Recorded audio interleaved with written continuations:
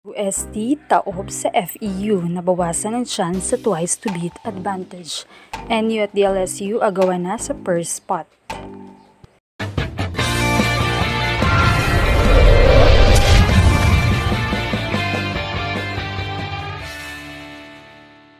What's up, Volleyball Nation? Welcome back to my YouTube channel. Narito ako para magbigay sa inyo ng updates tungkol sa mundo ng volleyball.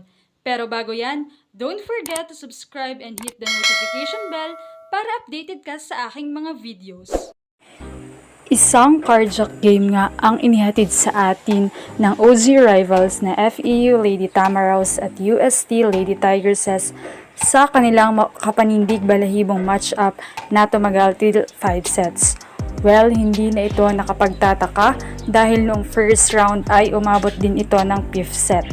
Natapos ngang score sa 19-25, 25-19, 21-25, 25-20 at 15-10. Isang importanteng panalo nga ito para sa Tamaraws dahil ito na ang nagkumpirma ng kanilang muling pagbabalik sa Final Four. Sa kanilang ipinakita ay talagang deserving sila para sa win na ito.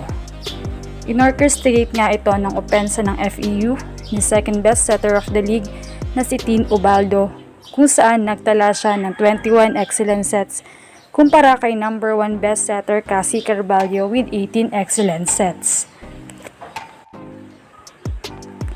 Habang kumamada naman ang spikers ng Tamaraws, nagtala si Faye de Bacanque ng 15 points for attacks, 4 blocks and 2 aces, habang si Jean Assis naman ay 13 points for attacks and 2 blocks. Pinangunahan naman ni Monares at Petalio ang depensa.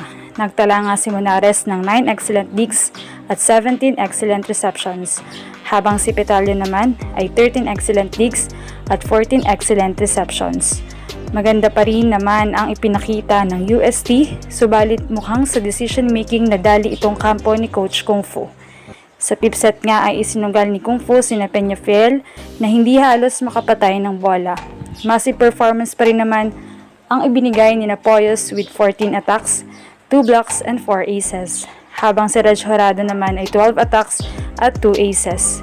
Nagtala naman si Perdido ng 12 excellent receptions, habang si team captain Det Pepito naman ay may 14 excellent digs at 15 excellent receptions. Crucial nga ang naging talong ito ng USC. Kung sa first round until first half of the second round ay hindi umaalis sa pwesto sa top 1 ng Tigresses, ay malamang ngayon ay may posibilidad na mawala sila sa top 1 dahil lamang sa points ang NU at DLSU.